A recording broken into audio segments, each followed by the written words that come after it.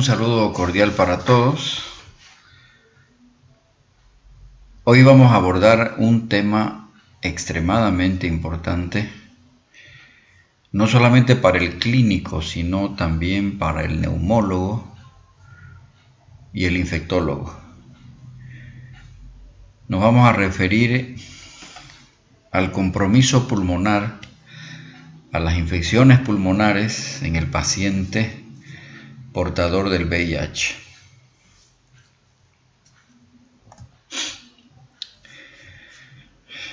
Las enfermedades oportunistas han disminuido drásticamente desde que empezó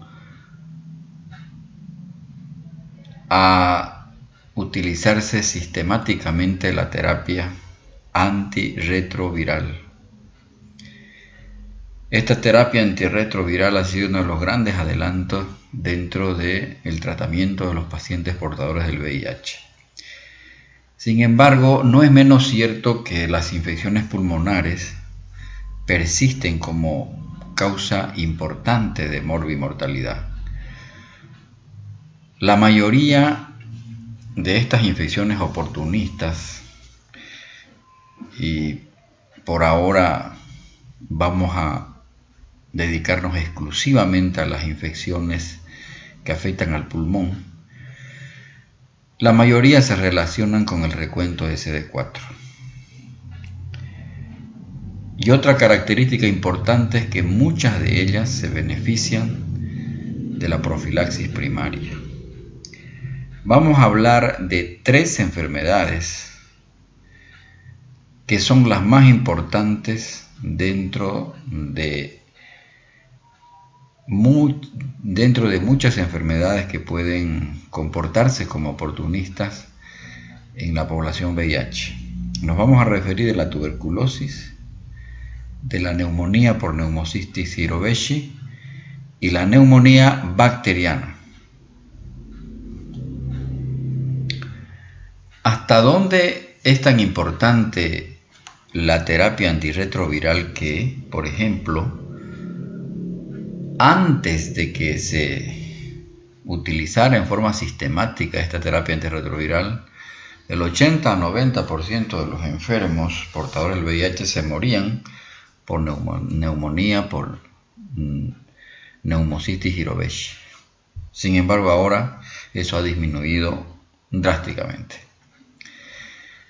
Las enfermedades oportunistas aceleran la progresión del paciente portador del VIH a la etapa SIDA.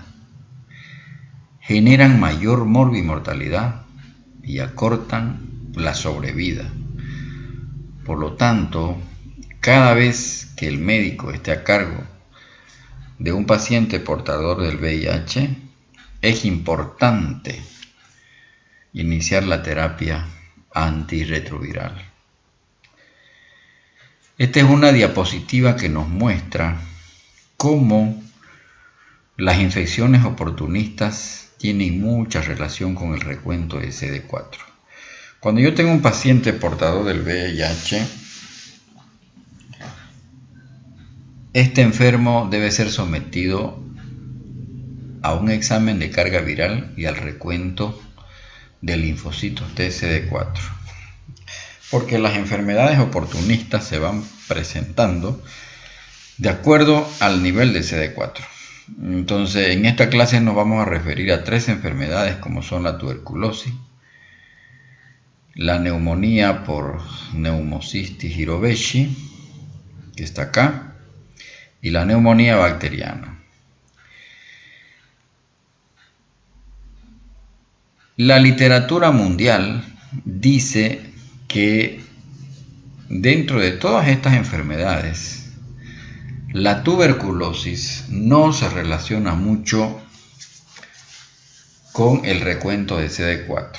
Es decir, el paciente infectado con el virus del VIH puede sufrir de tuberculosis en cualquier estadio, en cualquier etapa de la infección.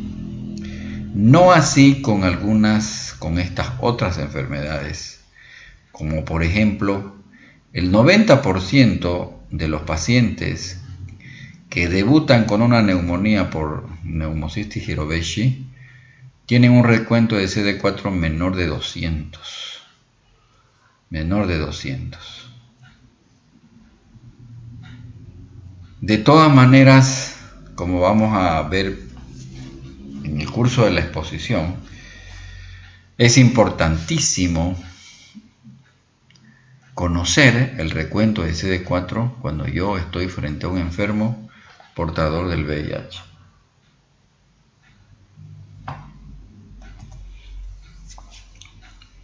Esta es la clasificación propuesta por el CDC en 1993,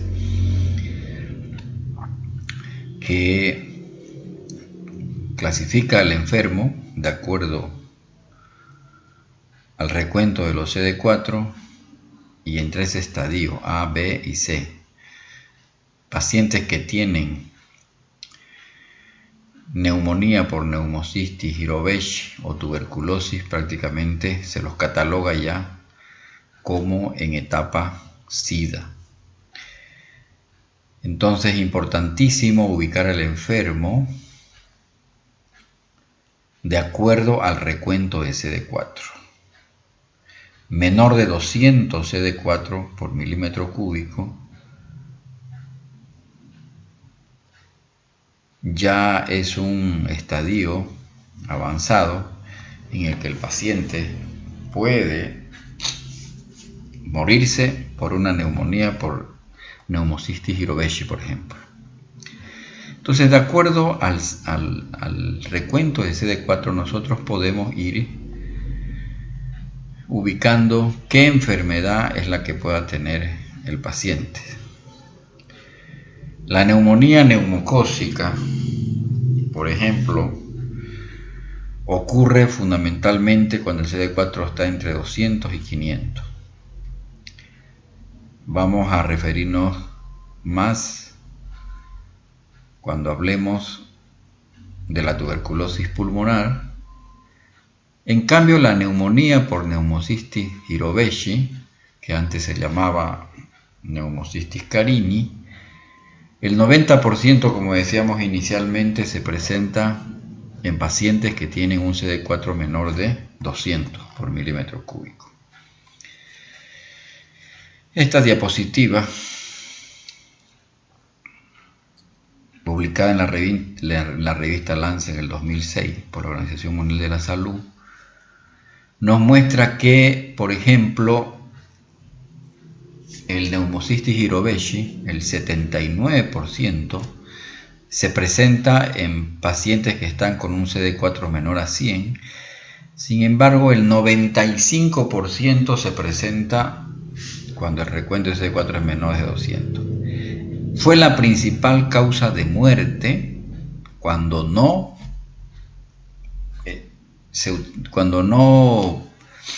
recibía el paciente una terapia antirretroviral y cuando no se utilizaba la profilaxis, cuando no se ponía en práctica la profilaxis. La mortalidad disminuyó de un 21 a un 7% cuando se empezó a sistematizar, a dársele un tratamiento profiláctico a los pacientes cuando se los encontraba con un CD4 menor a 200, como lo vamos a ver posteriormente. Esto ha disminuido sustancialmente cuando se utiliza la profilaxis primaria y por eso es importante saber el recuento de CD4 de los enfermos. Cuando hablamos del bacilo de la tuberculosis, se sabe que 1/3 de los pacientes desarrollan la tuberculosis que ha estado en forma latente. Tienen 20 a 30 veces más riesgo. Es una de las infecciones más comunes en portadores del VIH, aún con terapia antirretroviral. El año 2011, la Organización Mundial de la Salud decía hay 1.1 millones de pacientes con tuberculosis, 430.000 muertes. hay un mayor riesgo de tuberculosis resistente en esta población portadora del VIH. Entre 1985 y 1992 la incidencia aumentó desde que empezó el primer caso del VIH-Sida en el año 1985. La incidencia aumentó un 18%, es decir, la coinfección TB-VIH. Se estima que infectados con VIH corresponden al 30 al 50% del total de casos. La relación que existe en esta coinfección, un aumento de reporte en los jóvenes, hay un aumento de la primoinfección, hay un aumento de la resistencia, de la prevalencia de las formas multidrogo resistentes, y el VIH es el mayor factor de riesgo para que un enfermo, una persona que está con TB latente, puede desarrollar tuberculosis. Esto ocurre 7 a 10% por cada año. Antes de la pandemia del SIDA, después de 1985, la literatura mundial decía que el 85% de todas las formas de tuberculosis correspondían a la forma de TB pulmonar y solo un 15% correspondían a esas formas extrapulmonares que son menos contagiosas. Sin embargo, en pacientes que viven con el virus del SIDA, después de la pandemia, ¿qué sucedió? Que las formas extrapulmonares se duplicaron y muchas veces en un 32% coexisten las dos formas. Y en esta parte inferior de la diapositiva también dice que la probabilidad, es decir, en pacientes que tienen un estatus negativo de VIH, 5 a 10% de riesgo en el tiempo. En cambio, en pacientes positivos hay un 50% de probabilidad de riesgo de desarrollar tuberculosis con el tiempo. Por lo tanto, realmente este contingente de enfermos con VIH tiende a la cama a una enfermedad crónica, infectocontagiosa, que es la tuberculosis. Entonces, la tuberculosis es considerada como la infección oportunista más frecuente en pacientes con HIV en países en vías de desarrollo. Es una enfermedad definitoria de SIDA. Por esa razón, a todo paciente que debuta con tuberculosis hay que hacerle una prueba del VIH. Lo propio, todo paciente que debuta o se le diagnostica VIH, hay que investigar, hay que rastrear el bacilo de la tuberculosis. 40 millones de infectados con HIV en el mundo, de estos 15 millones están coinfectados. La tuberculosis acelera la progresión del VIH y el VIH aumenta la probabilidad de una infección por TB. Por lo tanto, hay una reciprocidad entre estas dos infecciones. Esto es algo muy interesante entre los enfermos con tuberculosis. Según el estadio de infección por VIH. Por ejemplo, cuando yo me enfrento a un paciente portador del VIH y está en estadio temprano, es decir, su recuento de CD4 todavía es alto,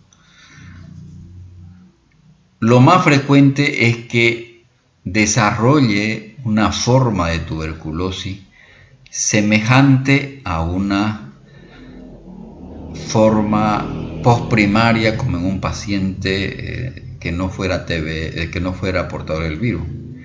En cambio, cuando yo lo encuentro al paciente en estadio tardío, avanzado, empieza a subir la prevalencia de tuberculosis extrapulmonar y diseminada. Es decir, voy a encontrar más casos, más prevalencia de tuberculosis extrapulmonar.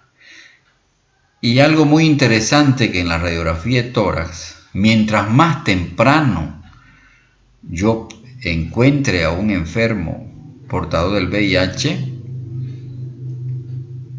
voy a encontrar más lesiones radiográficas tipo cavernas, porque las cavernas expresan un buen sistema inmunológico del enfermo.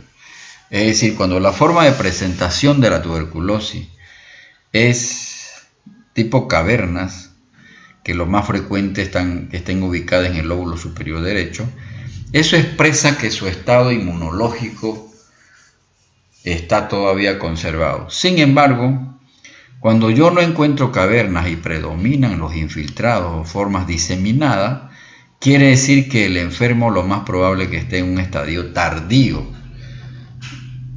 de la infección por el VIH. Y esto es lo interesante, que en relación al recuento de los CD4, cuanto más bajo es el recuento de CD4, lo más probable es que el enfermo portador del VIH desarrolle tuberculosis por una reactivación endógena, más que por reactivación exógena. Sin embargo, el paciente portador del VIH está expuesto a estas dos formas de tuberculosis. El paciente portador del VIH tiene riesgo de adquirir una nueva infección por el bacilo de Koch, es decir, una reinfección exógena por estar en contacto con un paciente bacilífero. Y a medida que progresa la infección, a medida que progresa el estadio y se deprime, se desciende el recuento de CD4, ya no sería necesario, es decir, el paciente puede desarrollar tuberculosis, esa tuberculosis que estaba en forma latente, se puede reactivar porque el sistema inmunitario está muy deprimido. ¿Cómo se presentan clínicamente los pacientes con tuberculosis en la población VIH? La presentación clínica varía según el recuento de CD4, aunque la literatura mundial dice de que independientemente del recuento de CD4, el paciente está vulnerable a desarrollar tuberculosis. En áreas endémicas, sobre todo en países donde la incidencia de tuberculosis es muy elevada, los pacientes pueden desarrollar tuberculosis con cifras altas, aún altas de CD4. En cambio, en áreas de baja prevalencia, quienes desarrollan tuberculosis es porque tienen un recuento de CD4 muy bajo, es decir, están en etapa muy avanzada de la infección VIH. Este grado de inmunosupresión influencia en la presentación clínica, radiográfica y histopatológica. Hemos dicho que a mayor compromiso del estado inmunitario, radiográficamente el paciente va a mostrar mayor compromiso, es decir, puede presentarse con la forma de TB miliar, por ejemplo, o derrame pleural masivo. En cambio, cuando el paciente está con un recuento de CD4 todavía no muy comprometido, desarrolla la forma clásica de la tuberculosis con la presentación de las cavernas, porque las cavernas expresan que el sistema inmunológico está todavía bastante, es decir, está fuerte ese sistema inmunitario y controla la infección, hace que sea bien localizada la tuberculosis. Entonces, lo que se ha visto en la pandemia de la coinfección VIH-Sida, que las presentaciones extrapulmonares son más frecuentes en pacientes VIH positivos. Puede ocurrir en cualquier grado de inmunosupresión, sin embargo, pero es más frecuente en enfermedad avanzada. Pacientes que están con CD4 mayor a 350 células por milímetro cúbico, como en el VIH negativo, la tuberculosis tiende a limitarse a esa forma de cavernas. puede mostrar infiltrados en lóbulos superiores, con cavitación o sin cavitación. Por lo tanto, cuando el recuento de CD4 es menos de 350 o menos de 200, lo más probable es que la tuberculosis se presente en forma extrapulmonar, como por ejemplo la forma de TB miliar. El efecto del VIH en la tuberculosis es que acelera la progresión al desarrollo de la enfermedad. Los pacientes coinfectados tienen un riesgo anual de desarrollar tuberculosis entre el 5 al 15%. El VIH incrementa obviamente el riesgo de muerte. Y como hemos dicho anteriormente, prevalecen las formas extrapulmonares y hay mayor frecuencia de formas pulmonares con baciloscopía negativa. ¿Qué efecto tiene la tuberculosis en la afección por el VIH? Que la tuberculosis es la infección oportunista más frecuente, fundamentalmente en países subdesarrollados. En cualquier momento de la infección por el VIH, eso se ha demostrado, la literatura mundial dice eso, que es una de las pocas enfermedades oportunistas que se presenta independientemente del recuento de CD4.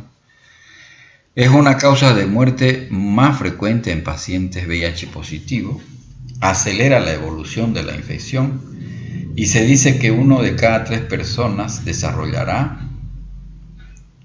la enfermedad tuberculosa con el paso del tiempo. Esta es una diapositiva muy interesante para demostrar que, por ejemplo, la forma extrapulmonar, estamos hablando de la forma de cómo se presentan los pacientes con infección por el bacilo de Koch. Fíjense que cuando el recuento de CD4 es menor de 100, lo más frecuente es que la tuberculosis se presente como una forma extrapulmonar. Puede ser una TB miliar, puede ser una tuberculosis tipo derrame pleural, y generalmente estos derrames pleurales son masivos y son recurrentes, con ADA alto y con un recuento mononuclear muy elevado. Es un derrame pleural con esas características. En cambio, cuando el recuento de CD4 es mayor a 300, solamente en un 28%, solo la tercera parte de los enfermos hacen TB extrapulmonar. En cambio, cuando el recuento de CD4 está de 0 a 100, el 70%, las 2/3 partes pueden desarrollar una TB miliar. La forma de cómo se presenta la tuberculosis postprimaria no varía en relación al paciente que no tiene VIH. Es una enfermedad crónica de inicio insidioso. La tos, la pérdida de peso, la fatiga, la fiebre y sudoración nocturna, el dolor torácico y la disnea son los síntomas más importantes. Esta es la forma cavitaria. Si yo tengo un enfermo que viene con historia de tos de más de 2 semanas y encuentro este patrón, una caverna, una lesión cavitada con una pared gruesa ubicada en el lóbulo superior derecho, esta forma cavitada expresa que hay un sistema inmunitario todavía competente, está localizando la infección. Entonces, lo más probable es que su recuento de CD4 esté por arriba de 350. Acá también hay otra caverna por tuberculosis, con una pared gruesa. Entonces, esta forma de presentación,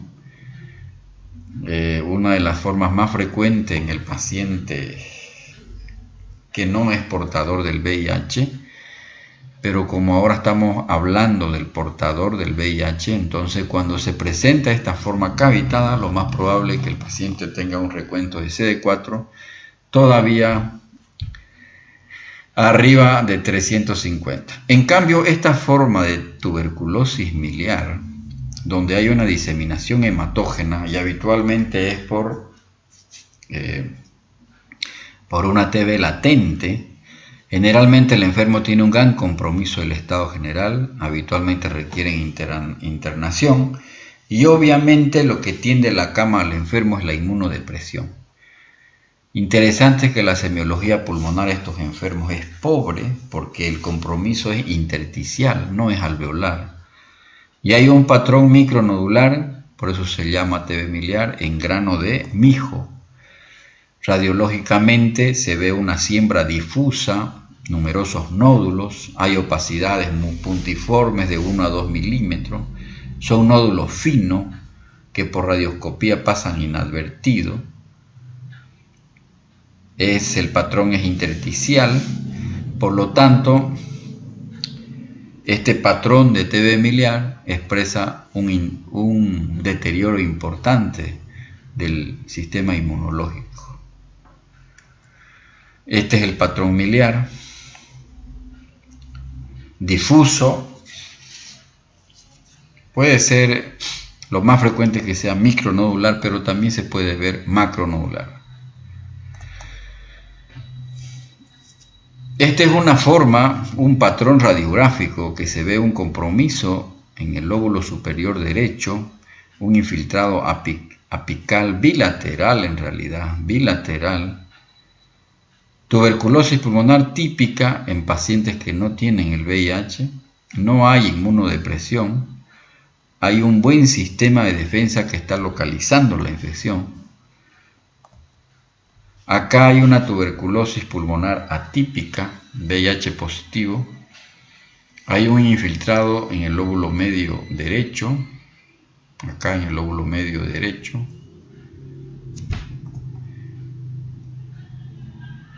Y esta forma es un infiltrado intersticial bilateral, en la que el clínico debe diferenciar o será tuberculosis, o será una neumonía bacteriana, o será una neumonía por Pneumocystis jirovecii. Por lo tanto, el médico tiene que, de todas maneras, plantearse el desafío de identificar el bacilo de coco. Pasamos a la neumonía por Pneumocystis jirovecii. La literatura mundial dice que el 90% de los casos se presentan cuando el recuento de CD4 es menor de 200. Ya hemos dicho de que fue una de las principales causas de muerte cuando no se hacía terapia, cuando los pacientes no realizaban terapia antirretroviral y sobre todo cuando los pacientes no recibían una profilaxis primaria, porque ahora si se hace una profilaxis primaria, el enfermo infectado con el VIH puede que no desarrolle esta infección por Pneumocystis jirovecii. ¿Cómo se presentan clínicamente estos enfermos? Es un cuadro compatible con un síndrome de condensación, como una neumonía, con fiebre, dificultad respiratoria, tos no productiva. Laboratorialmente hay un aumento importante de la LDH, el compromiso pulmonar es difuso, hay infiltrados pulmonares difusos, hay una disociación entre la clínica y la radiografía, porque yo puedo encontrarlo al paciente muy hipoxémico y cuando yo lo ausculto no le encuentro estertores crepitantes, porque el compromiso es fundamentalmente intersticial, el patrón puede ser intersticial. Este puede ser el patrón, los hallazgos clínicos. Tos, disnea, dolor torácico es la clínica. Como decía, el cuadro clínico puede ser discordante con la radiografía. Aquí hay un patrón bilateral, como que también si fuera una neumonía bacteriana, una neumonía por Staphylococcus aureus. Hay un infiltrado intersticial difuso bilateral parailiar, que puede evolucionar a un patrón de condensación, como en patrón en alas de mariposa, y cuando se le toma, cuando evoluciona el cuadro clínico, se puede ver esta imagen de panalización en la tomografía. Entonces, la neumonía por neumocistis Hiroveshi cursa con tos seca, con disnea, con fiebre. El inicio es gradual. Generalmente el recuento de CD4 va a estar inferior a 200 por milímetro cúbico. La LDH está muy alta. En la radiografía se ven infiltrados intersticiales bilaterales. En la tomografía puede adoptar el patrón de vidrio esmerilado. Y el tratamiento de elección en el paciente es la asociación del cotrimoxazol, el sulfametoxazol con el trimetoprim. Interesante es que los pacientes portadores del VIH que tienen un recuento de CD4 menor a 200 se benefician de un tratamiento profiláctico para que no desarrollen con el tiempo la neumonía por neumocistis Hiroveshi. Este tratamiento se debe dar con el cotrimoxazol fuerte, que tiene 800 miligramos de sulfametoxazol y 160 miligramos de trimetoprim, un comprimido por día, hasta que el recuento de CD4 supere los 200 por milímetro cúbico, y eso tiene que mantenerse en 2 tomas, en 2 recuentos con intervalos de 3 meses. Este tratamiento profiláctico es el que ha beneficiado de sobremanera a que nuestros enfermos portadores del VIH desarrollen esto que es desastroso, que es la neumonía por neumocistis Hiroveshi. Entonces, la droga de elección en profilaxis primaria es el cotrimoxazol, y en el tratamiento, de igual forma, sigue siendo el cotrimoxazol, que se da durante 21 días. O sea, el tratamiento dura 21 días. Estas son las dosis: 100 miligramos por kilo de peso por día de sulfametoxazol y de 20 miligramos por kilogramo de peso al día de trimetoprim, dividido en 2 a 4 tomas, sea por vía oral y si hay por vía endovenosa, durante 21 días. Esto es el tratamiento. Pero en la profilaxis, para prevenir el paciente, profilaxis primaria, cuando el paciente no ha desarrollado todavía una neumonía por este hongo, es con esta misma droga, pero se da una vez al día hasta que supere el recuento de CD4 los 200 por milímetro cúbico. Entonces, el tratamiento de este tipo de neumonía es con el cotrimoxazol.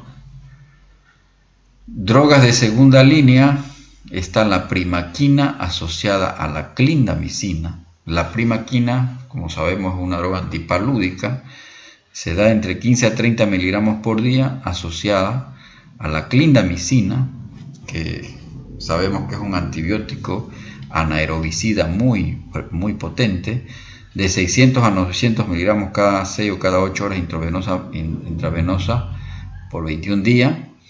Si no, el otro esquema es la dapsona, que se utiliza mucho en los pacientes con Mycobacterium leprae, con trimetoprim. Cuando el paciente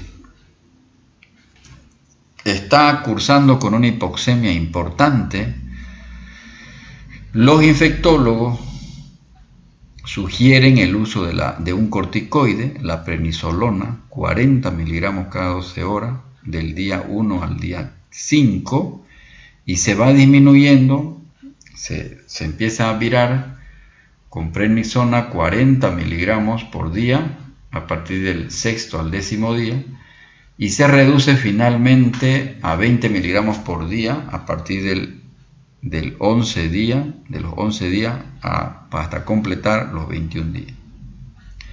Y finalmente la neumonía bacteriana, como una infección oportunista en los pacientes infectados con el VIH, cuando no se utilizaba, cuando no había la terapia antirretroviral, 5 a 25 veces el riesgo tenían estos enfermos. Es la principal causa de morbimortalidad en los países desarrollados, porque la tuberculosis es más frecuente en países subdesarrollados, en cambio la neumonía bacteriana es más frecuente en países desarrollados. La neumonía bacteriana tiene mucha relación en su presentación, en su incidencia, de acuerdo al recuento de los CD4. En la revista New England Journal of Medicine del año 1995, por ejemplo, este trabajo dice que el 17% se presenta, o sea, lo más frecuente es que el paciente VIH desarrolle neumonía bacteriana cuando el recuento es menor de 200 por milímetro cúbico.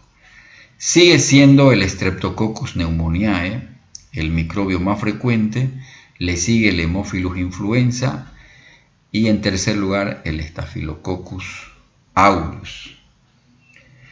Por lo tanto, todo paciente portador del VIH que acude a la consulta de emergencia o a la atención primaria de salud con historia de tos y falta de aire o fiebre, nos obliga a los médicos a pensar en estas tres infecciones pulmonares como las más frecuentes. O es tuberculosis, o es una neumonía por Pneumocystis jirovecii, o es una neumonía bacteriana por Streptococcus pneumoniae. Obviamente la buena historia clínica nos va a orientar para ponerle un apellido a ese síntoma, a esos síntomas pulmonares.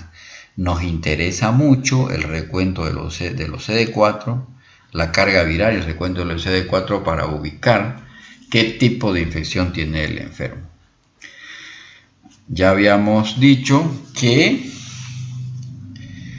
la neumonía y la tuberculosis se pueden presentar independientemente del nivel del CD4.